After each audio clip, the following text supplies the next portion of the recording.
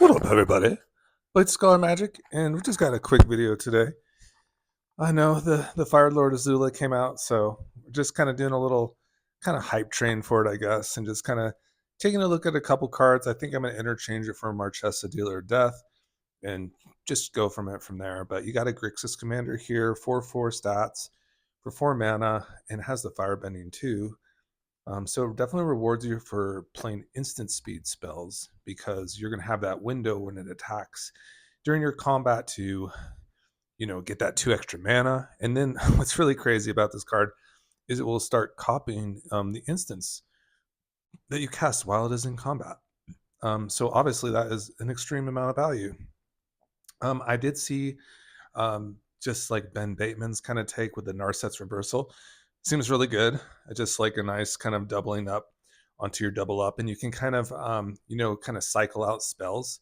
For instance, like returning spells and kind of perhaps netting value, especially with like your treasure producers. So that's kind of an interesting kind of take on it, and just like kind of a nice value engine overall. So yeah, overall, I do enjoy the Fire Lord Azula. There's a lot of like kind of cycling that you can do with like those particular spells.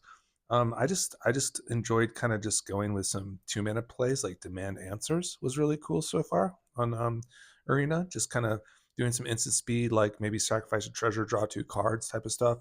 Unexpected Windfall was really nice. Big Score was really nice so far. And we can kind of look at some other cards that I kind of have ideas for Fire Lord Azula. So this card just looks absolutely bananas, where you're just basically getting an additional copy off of the spells you're already copying. So the twinning staff is twinning, it's winning. If you would copy a spell 1 or more times, instead copy it that many times plus an additional time, you may choose new targets for the additional copy, and that's on curve with her too. So that could be like a nice 3, 4, 5. It's just really strong, and kind of really opens up your game plan to kind of storm off. So you also have that 7 and tap, copy target instant or sorcery spell you control. You may choose new targets for the copy. Kind of makes Galvanic Iteration kind of more appealing too, honestly. Just kind of doubling the doubling. And now we have the Edict. And I thought like the Edict was like really cool, like overall. This card is just a really nice one. And I think we'll do really well with Azula. I like the fact about the option to have like an each effect for like a low cost that's doubled. I think that would be a lot of value. I know people want to try like some single target removal, but I would really kind of encourage the edicts, like a Shieldred's Edict or a Soul Shatter. I think would be very cool for a Fire Lord Azula deck where you're doing like an each. So each of your opponents have to, sacrifice twice instead of once. Seems nice. For characters to kind of, build upon the Fire Lord Azula, I definitely want to do crimes. I definitely want to have like Marchesa, Dealer of Death. I want to have Magda. I want to have Karavak. I want Gissa. I want these characters that will give me some more value off of targeting stuff, and reward me for doing that. So yeah, I think they're going to be probably a heavy amount of targeting in the Azula deck, especially like with cards available like Pongify, Lightning Bolt. There's just going to be like a lot of targeting going on. So I think the crimes should be good to like kind of develop a board and kind of go from that direction. Seems really fun. I also thought a card like Deadly Dispute would be really cool because you're going to definitely create a lot of treasures, and it probably would just be like a nice little storm effect where you get a hold of some treasures, and you have your Azula popping off, and you're just having to sacrifice a treasure to net 2 more and get 4 cards for 2 mana. I think that's really good. It sounds really fine to me. So Azula is really popping.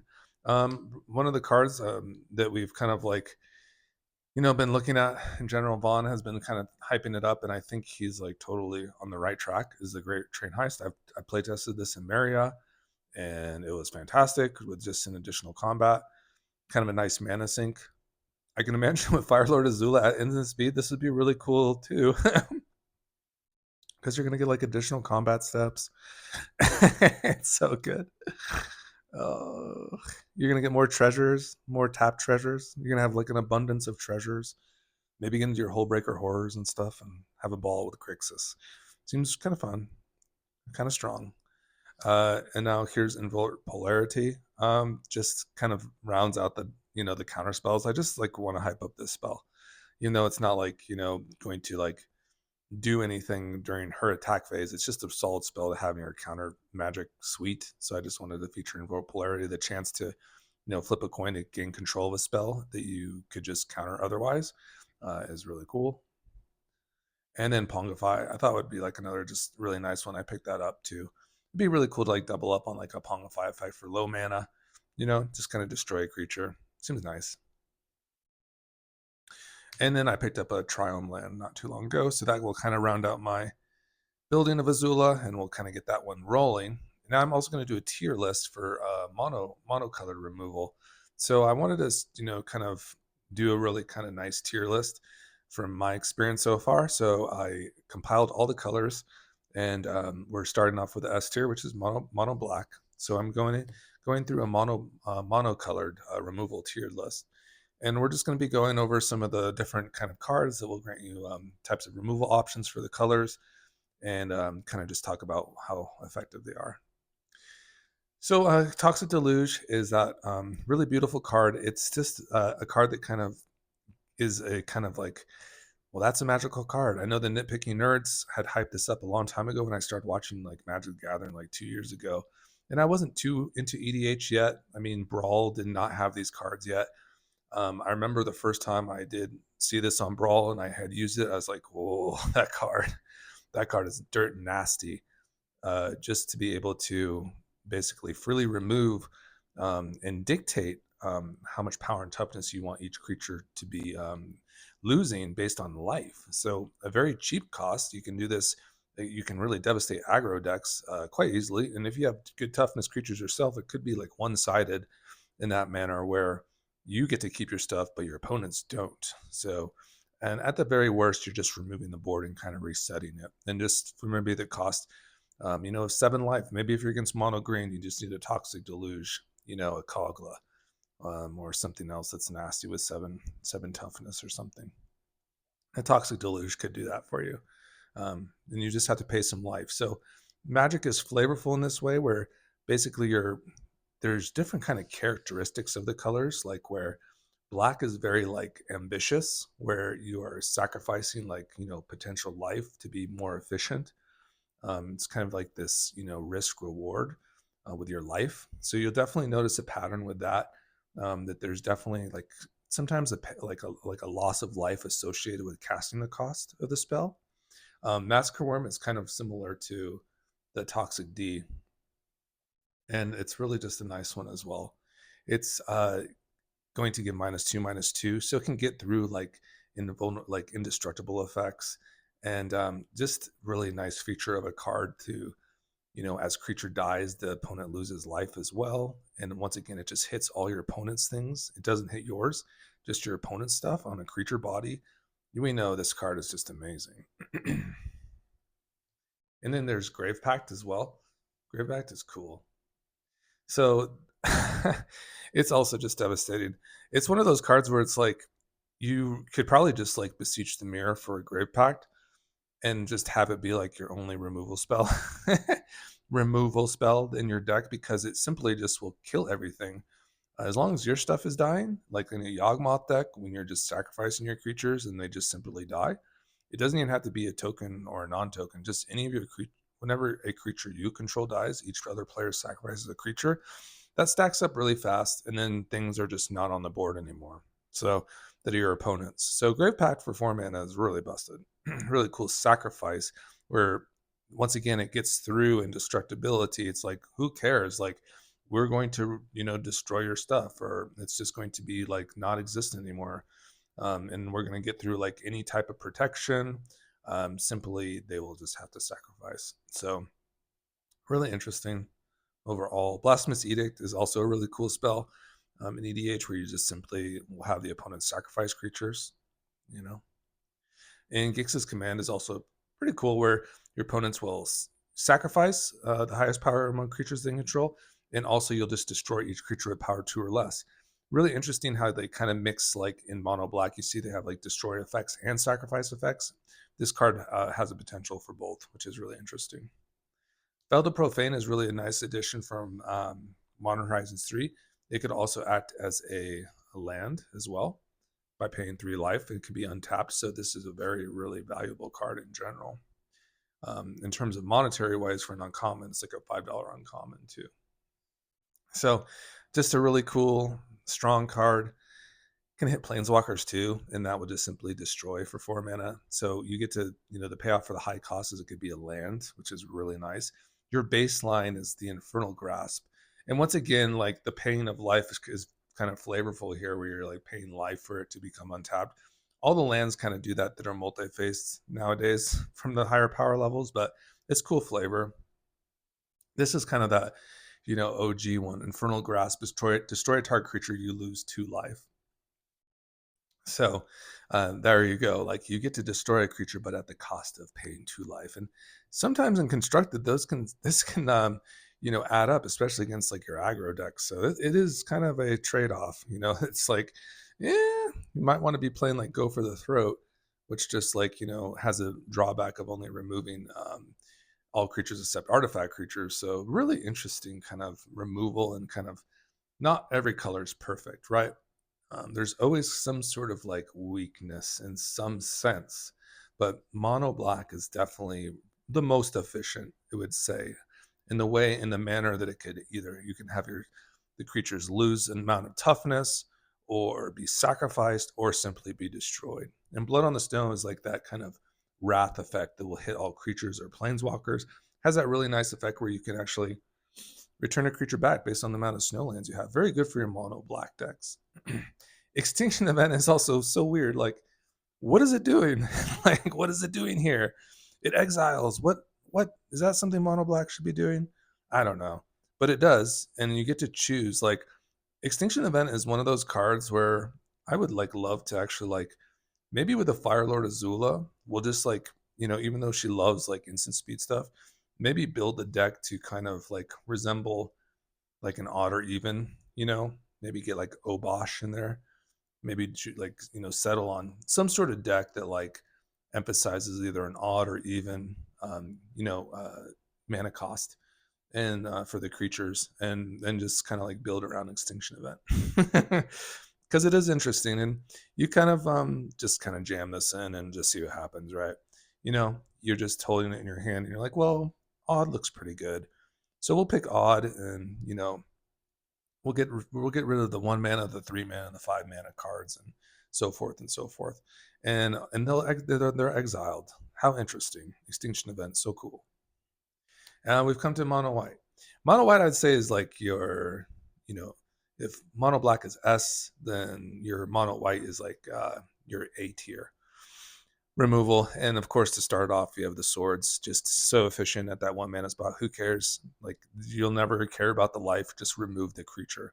It's exiled. See you later for 1 mana. And then you get to do more things. It's very strong. I'd say Path is still up there. I mean, maybe in like a 1v1 format, it's, kind of, it feels bad because you're kind of giving the mana advantage and you're just kind of racing, so to speak, in most cases. But Path to Exile is also just really strong. It's simply going to exile a creature, and that could be a high value creature in exchange for a basic land, so the opponent will get. So really interesting card overall. We love the Path. And then you kind of get into these wrath effects, right? And those are just really nice. Definitely nice. There's also like the temporary lockdown in standard, which is like an enchantment that will hit like lower body things and exile them. And we'll talk. There's a lot of like kind of like, give and take. There's like lots of exile effects in mono white. There's also a great deal of just like destroy all things at once. So the Wrath of God, Shatter the Sky. There's a lot of various Wrath of the Skies. I think is pretty new. That's a new one with Modern Horizons. I want to explore that. The energy. Let me know if you guys are doing things with energy, because like what commander you're picking for it. I want to try to do an Arwen energy deck. And maybe even have like some enter the battlefield stuff with like Felia. I'm kind of considering it to kind of take the deck in that way, because I really like proliferate stuff, and I just like energy, and in most cases I like the wrath potential. So just the fact that you could have a commander that's just not hit by a destroy effect is really appealing to me. So Wrath of God is really cool. Destroy all creatures. They simply can't be regenerated for 4 mana. Really nice stuff. Mono White also has some really nice Modern Horizons 3's cards. This is a really nice creature. It could be a land, like I said, it's a land basically subtype that has that 3 life potential where you could just pay 3 life for it to be untapped. It's really nice, right? Really nice, strong land cards. I would say like actually all the colors got like a pretty decent like dual-sided land type of spell from that set. And this one will simply destroy an enchantment or an artifact when it enters the battlefield. So there is definitely a potential for things to be hitting artifacts and enchantments in this particular deck, which mono black doesn't have as much. Withering Torment, Feed the Swarm can do that to an extent, but there's not as much, right? So here's Sunfall. This is quite the nasty card. Probably the bane of some players from standards past. It simply will just exile all creatures for 5 mana, and that really is kind of a reset, right? Unless someone has some weird phase out spell like Teferi's Protection, um, or Slip Out the Back. There's really not March of Otherworldly Mist. There's not much that's going to get out of this. They're going to be gone. That's going to be gone. And the really interesting thing about the incubate token for all the creatures that you exiled, you get to make this like artifact token that's strong. It's like, oh, it's disgusting. And then of course Farewell, which is also just like a mass exodus of exile. Like you could just choose to exile all these things at once: artifacts, creatures, enchantments, and graveyards for 6 mana. So also a really nasty thing, right? So mono white has some good tools for removal. Overall, I would say blue is pretty poised well as well. I mean, the counter spells are very strong. So Mana Drain is going to be that really sweet 2 mana spell that's going to counter a spell. And what's really interesting about this, imagine like a Cavern of Souls, right? Like things that make cards uncounterable. The thing about the verbiage here is like Magic kind of works with like verbiage in sentences. So the first portion of this is counter target spell.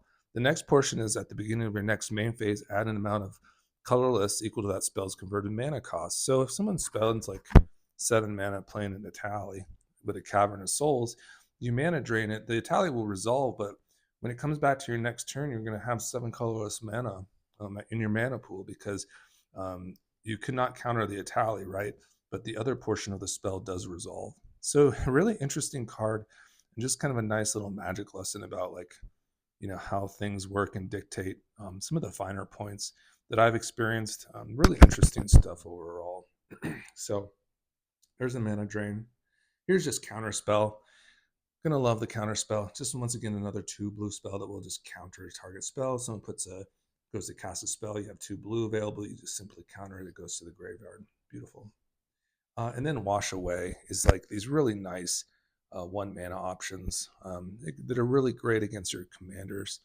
It will hit like any commander that's in the command zone, counter target spell that wasn't cast from its owner's hand. We really love the washaways and strict serenades as blue, as like kind of our blue mana suite. Really good stuff.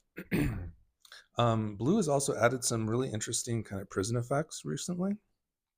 So Unable to Scream, Witness Protection, definitely a staple in the Brawl meta. And I'd likely probably see them in EDH. I really am gearing up for a Commander Day. And maybe that will be this weekend. I'm looking to take Jiawa. I'm going to take my cards, my decks, but I really want to test out Jiawa and report back to you guys. Because I think Jiawa is like a really cool deck, really cool Death Touch tribal deck. And I can't wait to like spin it around. That and Balrog, Lord of Durin's Bane, or Durin's Bane.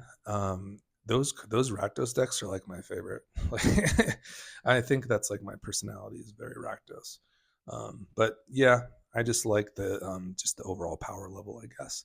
But blue has really added some really nice effects that are definitely annoying to say the least. This will simply make a creature a 0/2 and they'll lose all the abilities. You really can't do much with that creature.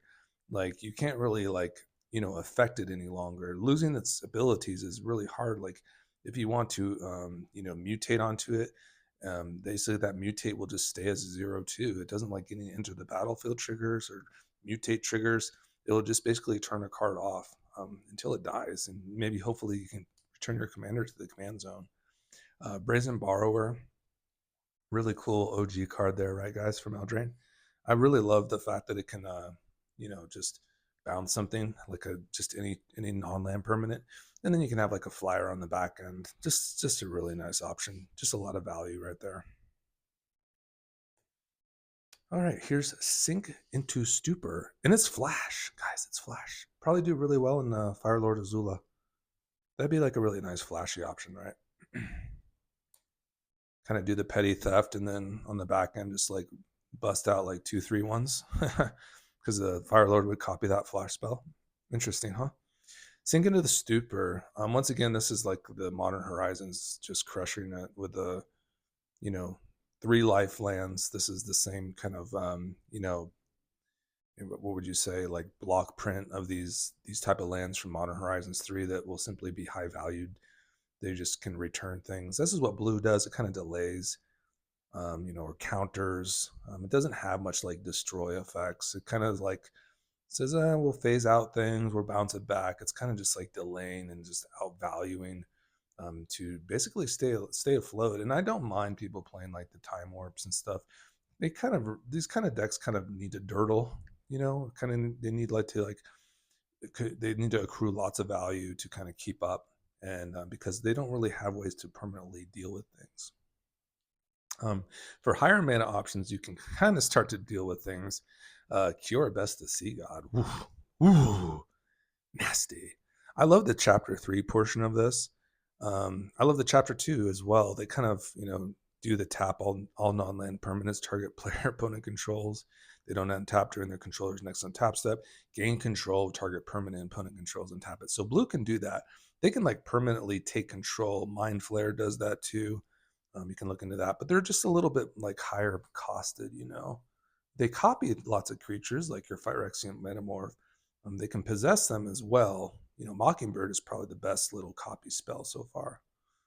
So yeah, the blue's interesting. I think they're kind of like the B tier. Red is kind of like in between. I'd say like blue and red are kind of tied. Obviously, you have really awesome like single target removal spells, or spells that go to the face, like to the player's life total. So lightning bolt is really cool in that manner. There's also options that will remove permanents that kind of get out of the color pie. Usually red is associated with damage, doing damage and trying to like kill creatures based on their toughness, equating out that toughness. Chaos Warp, though, kind of gives you the option to just take out a permanent and have them shuffle into their library. So really cool card there. Not really too much of a downside unless they have a really big bomb on the top of their deck, like a big permanent card, but otherwise you're pretty set with that. Usually they get like a land or something.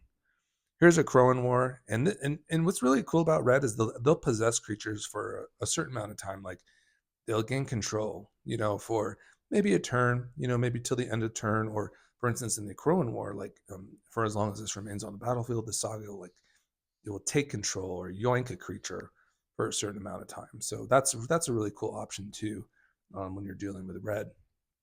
Red does do some mass damage as well. And also Blasphemous Act is really cool with like your dragon decks. There's certain dragons that love to see things damage. I think there's probably some dinosaur decks that love to see damage done to their own things as well. And they'll start doing damage to like their opponents. Brash Taunter comes to mind with this, like where if it's dealt damage, it will start dishing it out to other things. So yeah, Blasphemous Act is really cool. Where it does a lot of damage to things and usually can clear the board. And it's definitely won me some games. So definitely a really great red card to fix into your any red deck at all. Really, any red deck. Any deck playing red is really going to benefit from a Blasphemous stack because let's be honest, some opponents are not going to be playing fairly. So you have to remove their threats or you simply will lose. All right, so here's Beast Within. Beast Within is also another game-winning card. This is like our green removal suite, and unfortunately, it's kind of in our D tier. It's really kind of lacking a lot of versatility. Overall, it's mostly based on like fighting mechanics, meaning you have to target one of your own things to finish off another creature. It's usually meant to overrun. The color is meant to overrun. It's not a bad color whatsoever. It is very strong, but it just wins in different ways other than like removing other creatures. But Beast Within is nice because it will destroy any target permanent, and the opponent will simply get a 3/3 green beast creature token. Really good, just versatility at instant speed, which is also very rare for green. Legolas' Quick Inferences is definitely one of the cards I wanted to feature, just because it's like that really interesting 1 mana green spell that like green is kind of starving for. This one's really cool because what you can do with this is you can like perhaps tap like down like a pretty decent mana dork like a Selvala. And then what you can do is you can do Legolas Quick's Reflexes and then untap it. And then once you tap that creature again, it will deal damage equal to its powered up to one target creature. So you can use it as like a removal spell. It's really cool with mana dorks that like have like really high impact, like a Fabro Elder. It will work really well with that. Otherwise, it will just be like a really cool removal spell, where once something is tapped, it's simply going to be a nice bite spell, and that creature gets hexproof and reach. So really interesting card in general. Just like a really nice kind of removal option. Primal Might definitely came to mind as this like kind of like the fight spell that maybe you want to look at. I'd say Blizzard Brawl is quite up there too if you're running snow in monocolored decks. Primal Might is kind of cool too, where simply for one green mana, you don't have to pay into the X. You'll have target creature fight another creature you don't control. So what's going to happen is you're going to have your creature. You're going to target one of your creatures. Maybe it's a 4/4, and target with like your opponent's 3/3, and your creature will fight it or deal its damage, and then their creature will deal its damage to your creature as well, and it'll be kind of like a face off. And as long as your creature's power's toughness is greater than theirs, and they don't have death touch or some other weird kind of ability, your creature will simply survive. It will have 1 toughness for the rest of the turn, and their creature will go to the graveyard. So there's a couple hoops. It's definitely not like just destroy it, like with mono black, it's dead. No, you have to like target something and it has to live, and there's kind of some other things involved. But overall, just really interesting. You see, like it's all about the power. Like you could like sink a lot of mana in this, and you're gonna have a really strong creature, and then maybe you have trample, and then maybe you just win. So it's just really interesting. And now, Season of the Gathering is kind of one of the cooler cards from Mono Green. Maybe this card is kind of getting a little more popular. I did pick up a couple of these, and I would probably definitely highly consider it. It is highly costed, but you have the option to draw lots of cards if you have high power creatures, and you can choose artifact or enchantment and destroy all permanents of the chosen type. So I thought it'd be a cool little option to feature. Like a mass kind of board wipe. What if your opponent is just playing artifact creatures? But maybe they're an artifact deck. You're going to choose artifact, and you're just simply going to wipe out all their stuff, and you're going to be totally fine. Be a nice one-sided board wipe. So there you go.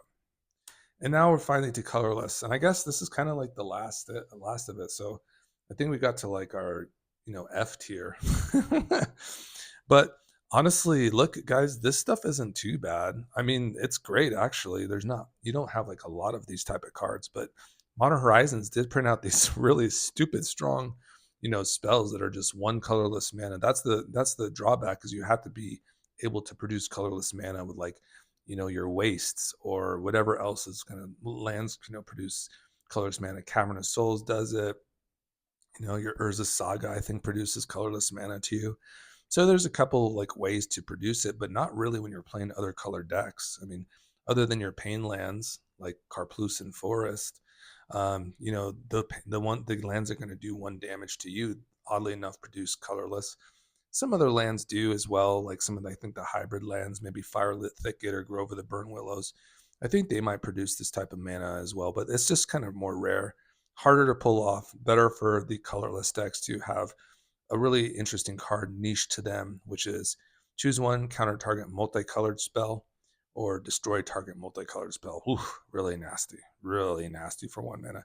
Kind of like a linchpin card. If you have this in your opener and your opponent is playing a multicolored commander, they're pretty toasted.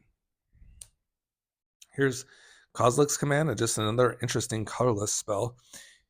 I think I would saw like someone doing like Rada Drabid stuff with this, like Kozilek's Command and Null Elemental Blast. It was devastating. It was like a Gruul commander. They were doing like terrible things to me. It was an awful experience. But Kozilek's command is really cool, and it's just going to have a lot of modes. It can create those Eldrazi spawns. You can exile a creature. You can like get into that